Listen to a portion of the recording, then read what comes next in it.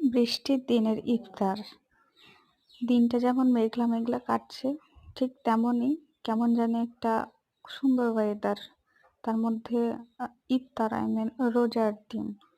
তো সেই রমজান মাসে আমরা সাধারণত বৃষ্টি হলেই আমাদের মাথায় খিচুড়ির কথা চিন্তা আসে। কিন্তু রমজান মাসে ইফতারে এই বৃষ্টির দিনে একটু নতুনত্ব আইটেম করার আমার চেষ্টা করলাম। তাই এই রান্নাগুলো হচ্ছে যে আপনাদের সাথে